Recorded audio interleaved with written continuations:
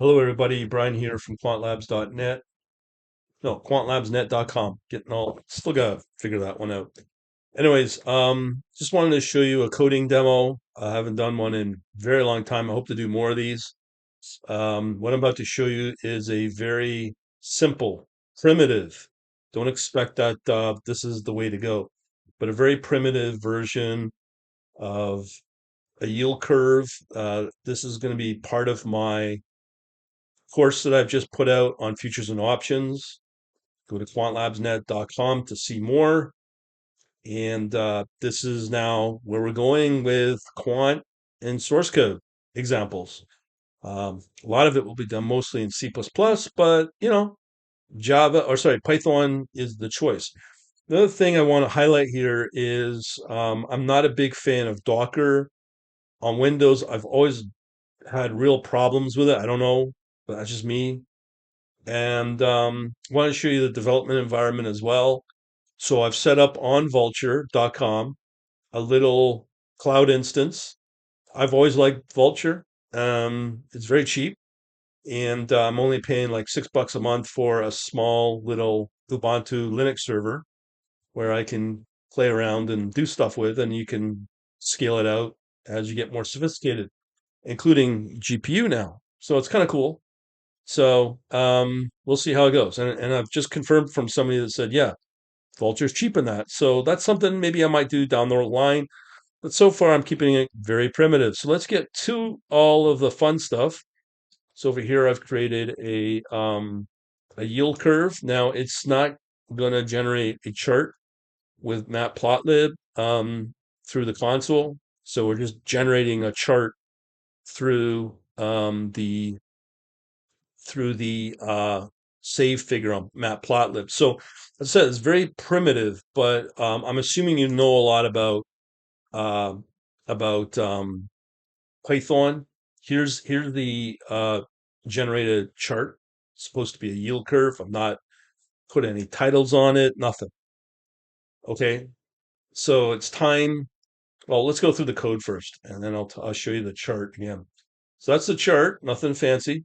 And let's go through the curve here. I'm not yet. I'm slowly over years, many years, moving to VS Code eventually. I've always used, call me weird.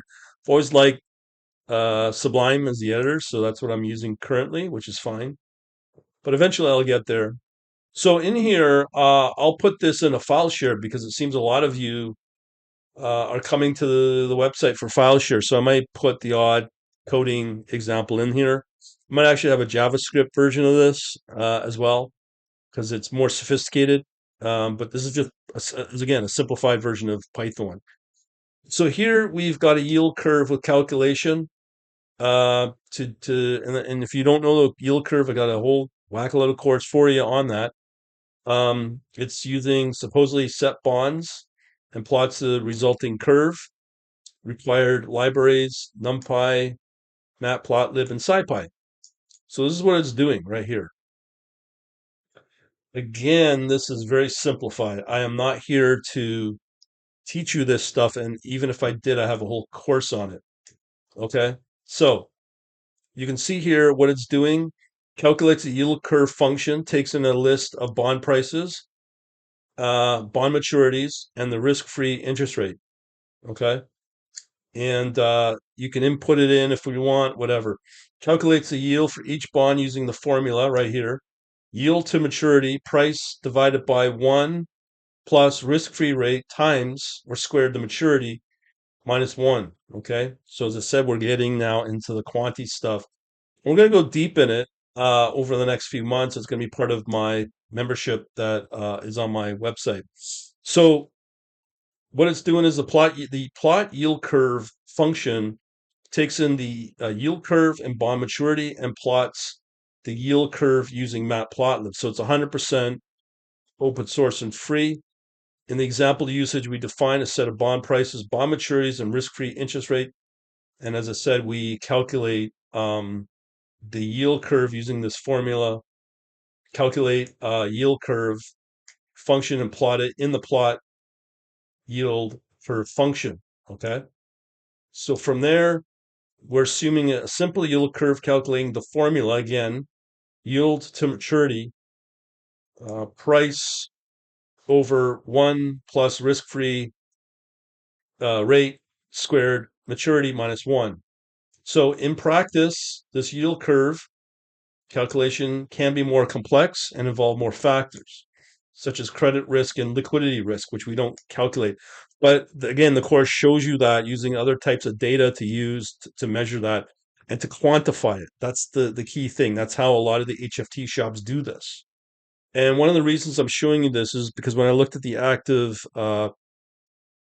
future contracts right now, today, January 9th, 2025, the most active futures contract right now is Treasury. So this is very useful. Script assumes a simple law. So we've gone over that. The script uses a cube spline interpolation to smooth out the yield curve. And again, you can iterate over the code, and as you can adjust the interpolation method, add more data points to improve the accuracy of the yield curve. So this is very, very, very crude, very primitive, as I said. Okay. So here we've got our bond prices, bond maturity, and risk-free rate at 2%. So you can adjust that for whatever it currently is. Yield curve, again, bond price, bond maturity, and risk-free rate on those arrays. And we print it out, and then we plot. So we've got our arrays here, bond price, bond maturity, and then we pass that in to calculate yield curve function up here. And from a coding professional standpoint, I'd probably it's standard, I would think, to put your mnemonic of variable names, meaning that they're meaningful, that somebody outside of this can know what these variables mean. Bond price, bond maturity, risk-free rate, calculate the yield curve, set of bond prices and maturities. That's the description. Describe each of the input parameters. Bond price, a list or an array, depending on how you look at it. List the bond prices, bond maturity, list the bond maturities over a number of years, risk-free rate, float, risk-free rate, interest rate. So then you have your return, the list of yields corresponding to each bond maturity. Okay. So here we have a yield curve that's empty. Then we have a loop from the size of the bond prices list. Price equals as it iterates through each element in the list. We have the bond price, bond maturity, yield to maturity. Then we use that formula as we explained earlier. Again, that is further explained in the course. So this is leading to the membership. This is the start of it, and I've promised people that will go deep in it, but all that will be behind a paywall with the code. Just one simple example. And then once we're done with that loop, we return the yield curve as well. Okay. So in there, we can do the plotting right here. So we pass in the yield curve and the bond maturity, X and Y right here. Same description, yield curve, bond maturity, plot the yield curve, and the input right here. You can read that on your own. We set up the chart or the plot, the data, bond maturity, yield curve with a marker of 0. Okay, well, you don't see it there. Also, we've got our X label, maturity years, yield curve, and then we could put on, if you want, get sophisticated, put titles on the axis. But again, that you can do on your own. This is just crude code as a base to work from. And the grid, yes. And then you can plot in the console, or if you're using Jupyter, you can do that. But here, because I'm in a headless server, I'm just actually saving it to TMP PNG. Okay. And then setting up all of that fun stuff to generate this. And that's it. Pretty simple stuff. As I said, let me show you what we're doing here. If you are interested, let me just get over to the website. So there's the website here, quantlabsnet.com. Two things to partake in. In order to get, and if I would probably recommend, this is the easiest way, go to learn, quantlabsnet.com, opt in, fill in all your details, and you get this free C++ HFT ebook. So once you do that, then you're in our system. Then you have to become a site member, which is all free. And then this is where a lot of people are going and trying to get access to our file share group. So I'll make this behind here, the code and all that fun stuff, and you'll have access to it. Some of it will be private, some of it will be free through being a site member. Okay, so it will be accessible for the code, and that's where you go. Okay, and we'll leave it at that. I might have, like I said, a JavaScript version, but the goal here is to do an actual C++. Okay, and all of these things that you're going to see. The big one that I'll be working on is the payoff diagram for options and strategies. So with a payoff diagram, you'll be able to measure risk and your parameters that come from that on your options and futures contracts when you set them up.